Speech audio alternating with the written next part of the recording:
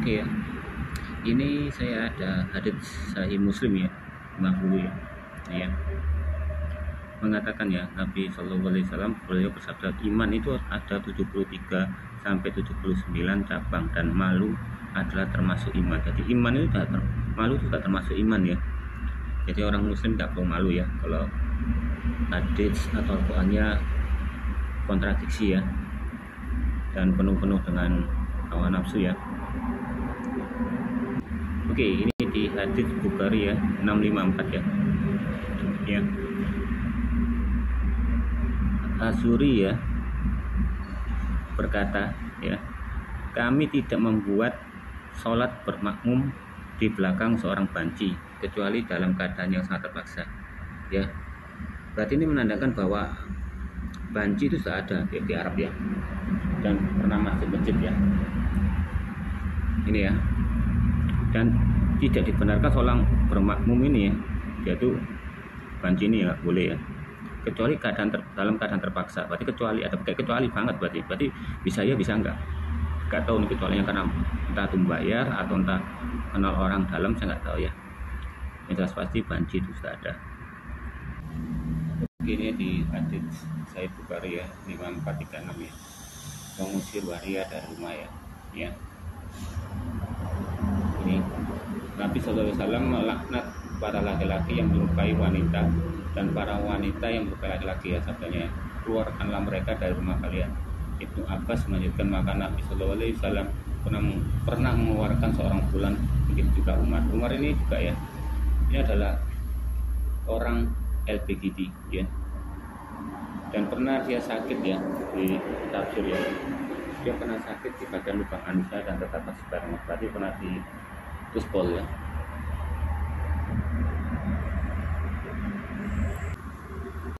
Oke ya, ini ada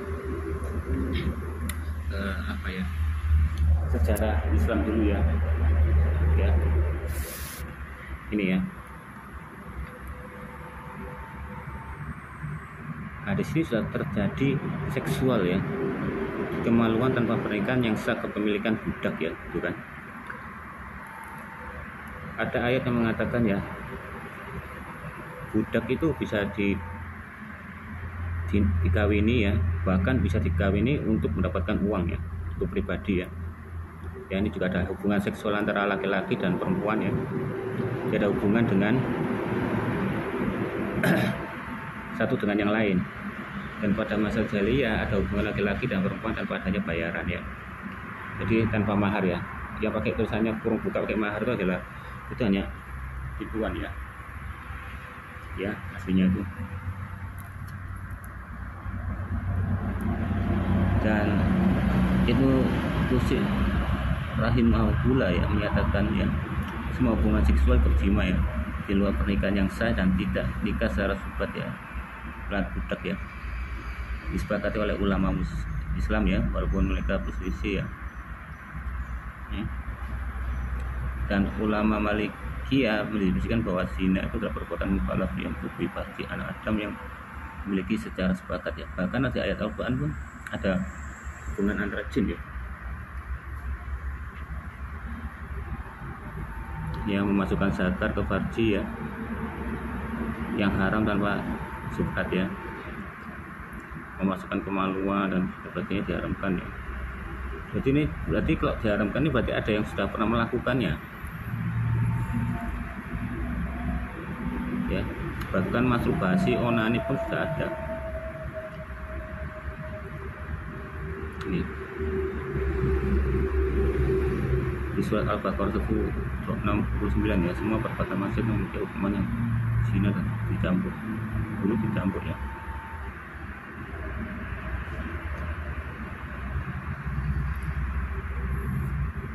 Dan perkawinan antara saudara itu juga ada ya, zaman Muhammad itu.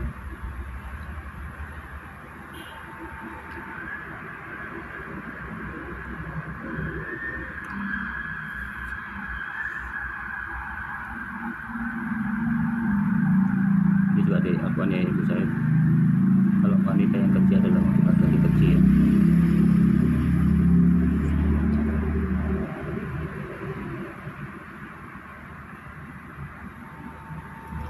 Dan memang benar ya, ini mengatakan ya memang sudah terjadi ya.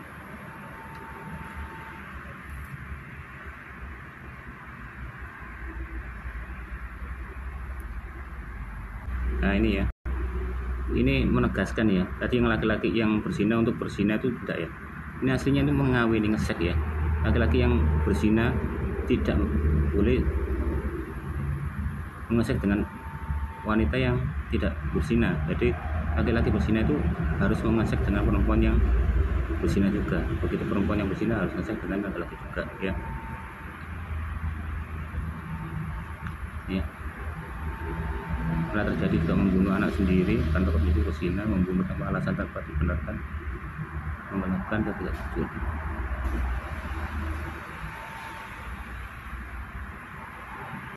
Oke, ini ada yang pernah menanyakan ya, apa benarkah Khalifah Umar seorang gay ya?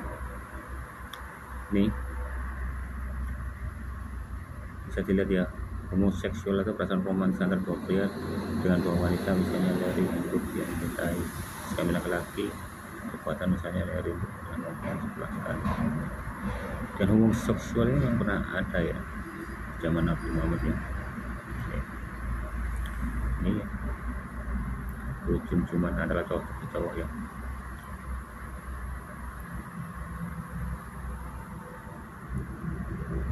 Jadi karakter mereka itu mirip karakter orang Badui Arab ya. Laki-laki yang memuji mereka dalam puisi ya, puisi cinta. Jika homoseksual tidak boleh, mengapa hubungan seks antara laki-laki diterima di dalam masyarakat muslimin ya. Jadi ada orang muslim bilang, wah gereja-gereja Rasul ada di ya, zaman Nabi Muhammad tidak ada begitu ya. Ya.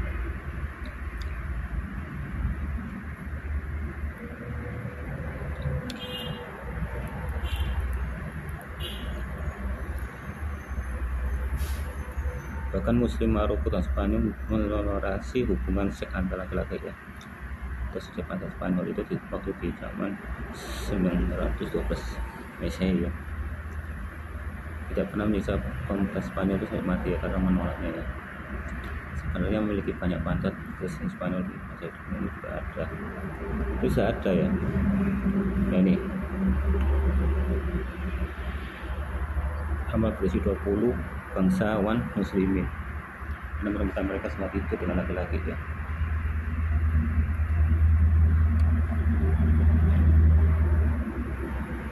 Dan Sultan Maroko Aman yang memerintah 1822 Masehi yang mengirim Muhammad Al-Safar diplomatik ke Perancis. Al-Safar ya, bapaknya laki-laki elit ya.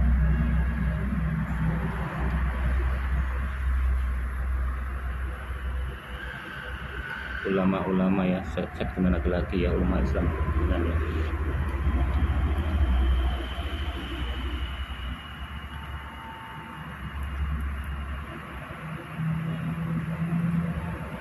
Dan perempuan laki-laki salah satu. Itu sisi tersebar luas ya di dunia muslim ya. Ya, bahkan kekaisaran Maroko mempunyai prostitusi ilegal. Al-Safar bisa pergi salah satu banyak rumah pelanturan di kota Kaisar. Laki-laki perempuan masih bisa bergaul semuanya. Al-Safar juga merayu seorang pelayan. Teori muslim ini adalah masalah budaya dan kebudaya ya. Sedangkan gambar-gambar Mesir kuno ini yang menggambarkan pria ini bersama istri mereka, bagi kita ada begitu atau Mesir ya.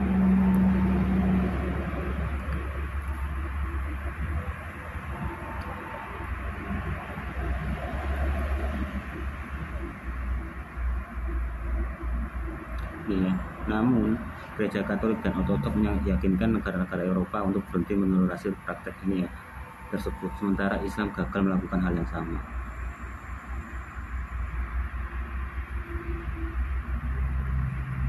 Oke, ini di tafsir ya, Asbab al-Nusul by al-Wahidi ya. Ini mengatakan seorang Yahudi ya menghina Rasulullah ya, Muhammad ya. This man has no aspiration except for woman and marriage. ya. If was really prophet has claimed to be, the matter prophet would have first to add him for moment, and so Allah is. Jadi ini dihina ya. Kalau Nabi Muhammad ini hanya nabi-nabi tukang ngesek ya. Ya. Ini kok ada Isa. Caranya ini gimana? Coba open link.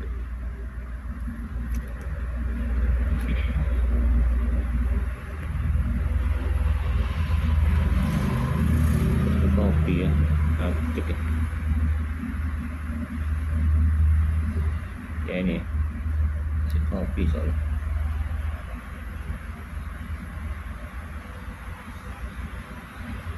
Coba salin URL ya.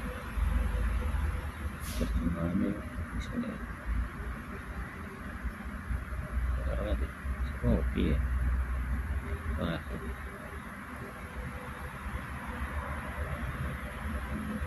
ya nih, pokoknya maksudnya inilah, bahwa kalau Yahudi ini pernah menghina ya Muhammad ya. Ya Allah memberkati mereka dan memberikan dia kedamaian, tapi dia berkata, this man is no expression, tidak ada ekspresi sekali kecuali tentang wanita dan kawin ya, dan menikah ya. If is really prophet as claimed to be, is prophet good ya, good for this woman. Jadi tafsir itu yang mengenai ini ya, surat Ar-Ra'd ya, ke-38.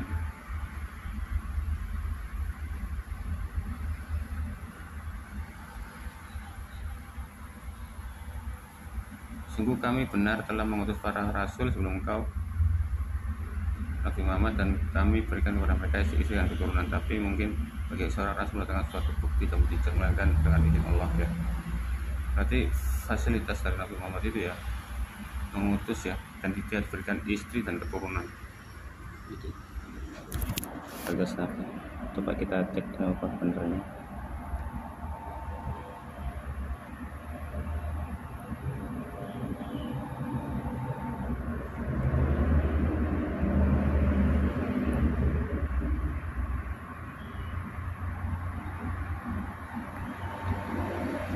Dan kami telah mengutus para rasul sebelum kamu, dan kami jadikan bagi mereka istri-istri dan keturunan. Ini janjinya untuk bagi Allah ya, untuk Nabi Muhammad akan mendapatkan istri-istri dan keturunan ya. Ya, selain budak itu bisa dikawini ya, disekin, dan juga bisa dijual ya untuk dapat keuntungan. Dan budak ini juga ini ya, kata Rasulullah SAW, siapapun budak yang menikah tanpa izin tuannya maka ia adalah berzina ya. Meskipun dihadiri oleh orang-orang ya, tuannya budak sama budaknya itu ya, kalau tidak diizinkan oleh tuannya itu dan berzina. Ini di hadits Muslim 272 ya. Ya, barang siapa menjadikan budak suatu kaum ya tanpa izin walinya, tuannya maka baginya adalah laknat Allah dan para malaikat, serta tidak diterima ibadahnya maupun taubatnya. Ya, jadi ini menentukan hijab ya. Hijab dulu itu digunakan untuk orang-orang yang merdeka, khusus orang Arab kulit putih ya. Jadi dikasih hijab ya, biar gak diganggu ya. Kalau budak tidak boleh pakai hijab ya. Jadi di sana bisa membedakan ya, mana budak, mana yang bukan gitu loh.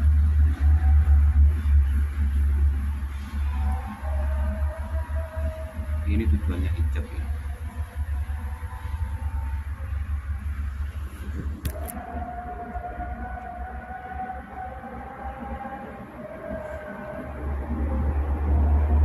Jadi hijab itu bukan untuk kelihatan suci, bukan ya. Itu hanya untuk sebagai penentu ya. Yang pakai hijab itu adalah orang Arab ya. Yang budak itu tidak pakai hijab. Nih, barang siapa yang memimpin suatu kaum ya, kaum muslimin ya, dan tanpa izin tuannya maka atas dirinya kekuasaan kedudukan Tuhan dan keluarga dari dia yang tidak diterima keadilan yang sombong atau keadilan yang sombong. Jadi bukan masalah dia itu suci atau tidak ya. Oke, ini di surat Al-Ahzab ya, kita ke 59 ya.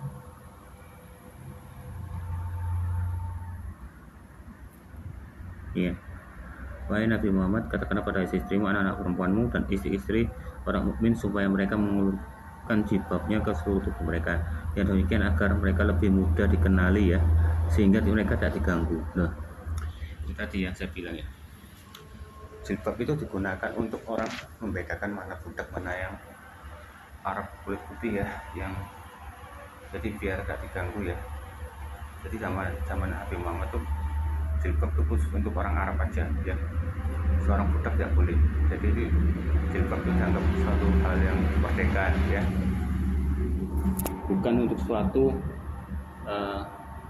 untuk menutupi diri dari dosa ya, apa dari pandangan mata, enggak. Untuk ini ya, biar mudah dikenali ya, oh ini orang Arab ini, oh yang nggak pakai kerudung ini berarti orang budak ya, dan tidak diganggu sama orang-orang cowok-cowok Arab itu ya. Orang-orang Arab itu suka mengganggu cewek zaman Nabi ya. Supaya kita ini ya, translate ya.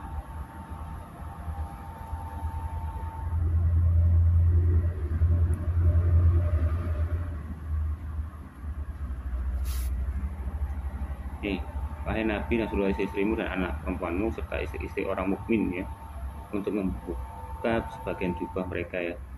Allah Maha Pengampun dan Maha Penyayang. Tidak Indonesia ini kurang jelas bahasa Inggris. Your wife and your daughter and the believer throw down some of the girl blocks ya. Disuruh berkerudung ya.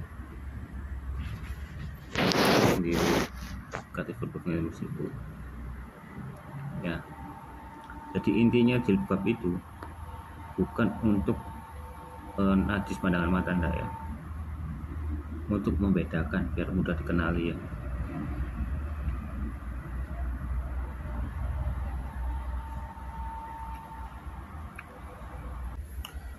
Oke ya, kita di ini ya, hadis Bukhari nomor 4853 ya. Di sini menceritakan bahwa Rasulullah ini pernah memperkosa ya. Ya. Lalu Nabi ya Sallallahu Alaihi Wasallam duduklah kalian di sini. Beliau pun masuk dan ternyata di tengah seorang perempuan dari Bani Jaun ya. Ditempatkan di rumah yang di kebun kurma, yaitu rumah Umayyah binti An-Nu'man ya, Bisyaril ya, yang saat itu sedang bersama pelayan dan perawatnya. Dan Nabi Sallallahu Alaihi Wasallam menemuinya ya. Beliau bersabda, serahkanlah dirimu untukku. Wanita berkata, apakah seorang permasyuri akan menyerahkan dirinya kepada seorang rakyat jelata ya. Jadi seorang permasyuri ya.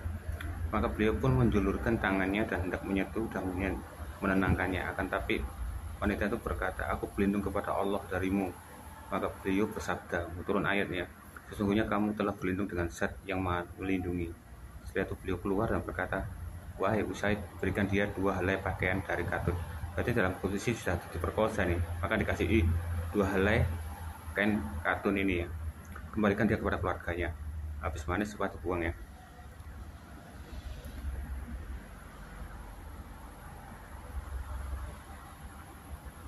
Ya gitu ya. Tuh. Siapkan bekal wanita itu memberikan 2 helai pakaian katun. Nggak mungkin kan? Tiba-tiba dicengkram langsung dihadiahi baju ya. Kalau enggak itu diperkosa, ditelanjangi ya. Ini enggak diceritakan di sini ya. Ini disembunyikan ya.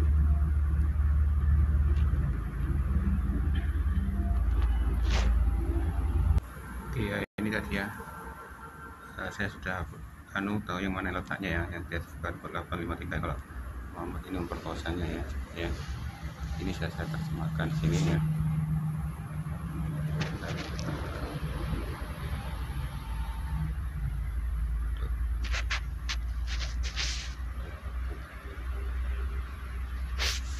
Ya, Muhammad mengatakan ya, serahkan dirimu padaku. Dia berkata, akankah ratu menyerahkan dirinya pada pasar? Maksud rakyat jelata ya. Dia berkata, dan dia mencondongkan tubuh ke arahnya. Nah, Muhammad itu mencondongkan tubuh untuk meletakkan tangannya ke atasnya sehingga dia bisa tenang ya.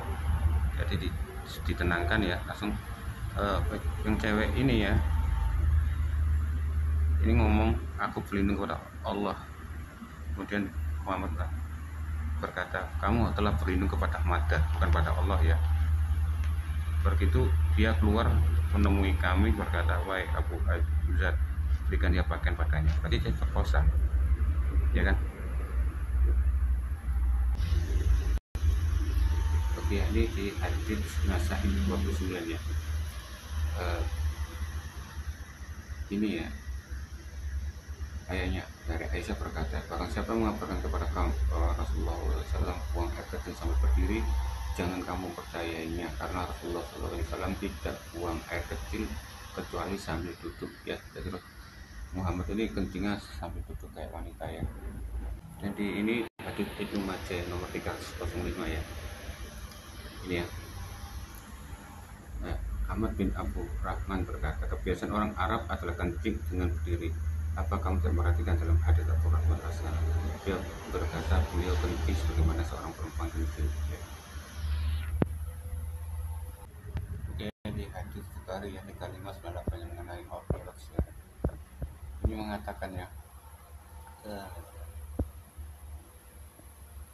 di Al-Hajr dalam keadaan terbaring tiba-tiba seorang datang lalu membelah membelah dadanya ya.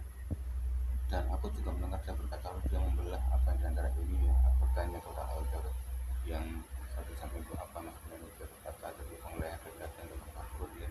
Aku dengar dia berkata dari atas dadanya sampai ke tempat rambut kemaluannya. Dia mengeluarkan kalbuku hatiku yang punya dia bagus sebuah baskom terbuat dari emas yang dipenuhi dengan iman ya. Lalu dia mencuci hatiku, kemudian diisi dengan iman dan diulangi lagi. Kemudian aku didatangkan seekor hewan tunggangan berwarna putih yang lebih kecil ya, ya. Nah ini juga sama dengan hadits yang lainnya lagi ya. Ini Allah itu dibelah ya, dicuci pakai air zam-zam ya, dibersihkan dari setan-setan ya, dan juga dikasihkan seberkas iman ya. Seharusnya iman itu ditimbulkan dari kita sendiri, bukan dari diberikan begitu saja ya, dengan pembedahan operasi ini ya. Oke ya, hingga dia langsung dipersiapkan untuk pergi ke surga ya. Ketemu Nabi Yusuf, Adam ya, sebagainya ya, Nabi Idris ya.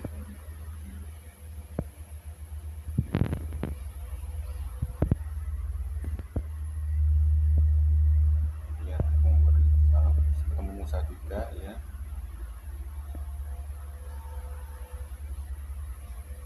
Sampai Musa menangis di Muhammad luar biasa ya.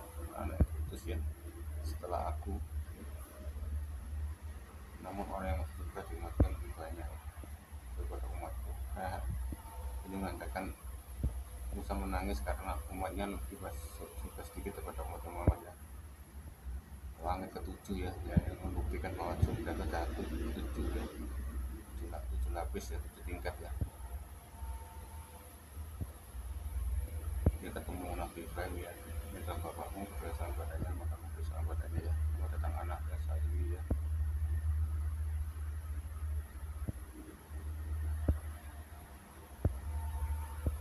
Saya kasih susu ya, kasih madu, luar biasa ya pengoperasiannya ya.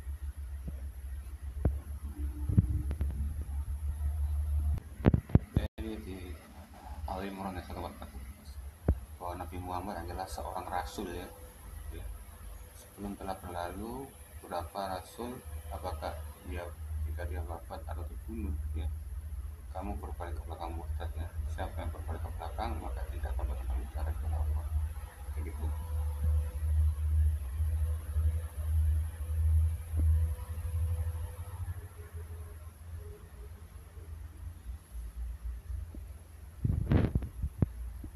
Ini ya di hadits Muslim ya 789 ya. Ya, Rasulullah SAW ya bersabda, apabila salah seorang dari kalian hendak sholat, sebaiknya kamu membuat sutra penghalang ya di hadapannya ya, yang berbentuk seperti kayu yang diletakkan di atas hewan tunggangan. Apabila di hadapannya tidak ada sutra seperti kayu diletakkan di atas hewan tunggangan, maka sholatnya akan terputus oleh keledai, wanita, dan anjing hitam ya. Apa perbedaan anjing hitam dari anjing merah dan kuning? Oh, beda merah dan anjing kuning ya di Arab ya. Aku pernah menanyakan hal itu kepada Rasulullah SAW ya. Sebagaimana kamu menanyakan padaku, maka jawab beliau, anjing hitam itu setan ya.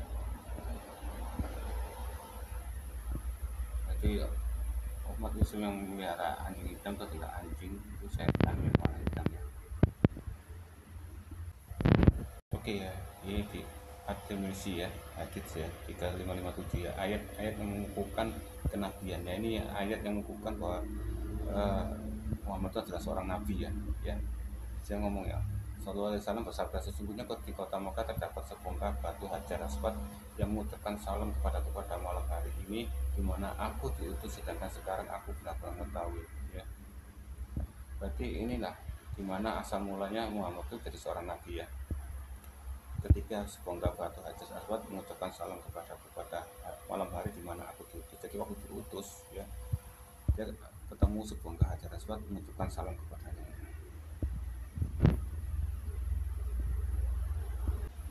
Ini juga ya di hadits Muslim 4222 ya. Ini juga menguatkan ya. Ya. Dia berkata, Rasulullah SAW bersabda, sesungguhnya akulah yang paling mengenal batu di Mekah. Batu-batu itu memberi salam kepadaku sebelum aku diutus menjadi rasul. Ini aku ingat peristiwa itu. Jadi kalau nabi-nabi Israel ya, untuk menjadi nabi itu diakui ya. Bukan ada sesuatu yang mengakui yaitu nabi ya. Apalagi sebuah batu ya. Nah, aku ingat filmnya Naruto ya, menjadi seorang Hokage itu ya, itu harus diakui ya sama orang-orang ya. Jadi ini untuk jadi nabi untuk diakui dengan batu-batu. Tidak perlu kata umat-umatnya itu untuk nabi baru. Penting batu Hajar Aswad ini yang disembah sama umat Arab ini mengakui dia itu nabi itu ya. Kau kan paham maksudnya? Oke, di hadits Muslim nomor 3814 ya mengatakan ya, Rasulullah SAW bersabda, barang siapa makan 7 butir kurma ajwa pada pagi hari, maka pada hari itu tidak akan celaka oleh racun maupun sihir ya. Hanya makan 7 kurma kamu sudah tidak akan celaka dengan racun maupun sihir. Tapi buktinya ada ayat mengatakan kalau Nabi Muhammad itu pernah kena guna-guna yang santet ya.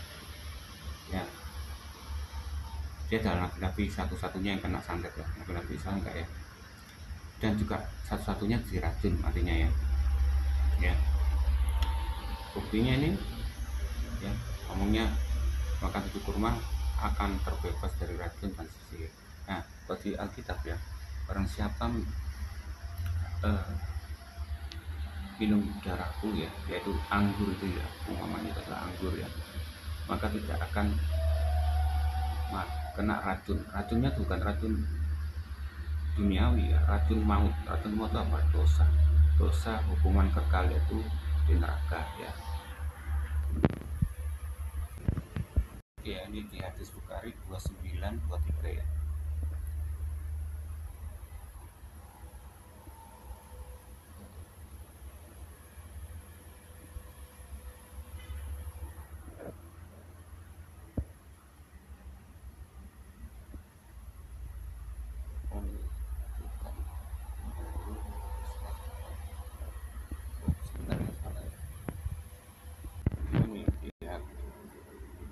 Bukhari ya 2933 ya. Ini Nabi SAW ya, barang siapa orang tua kalian berkata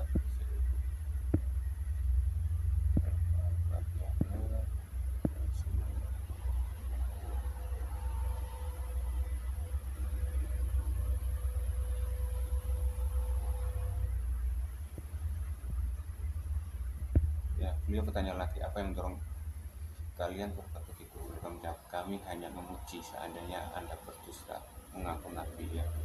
Berarti ini dia disinggung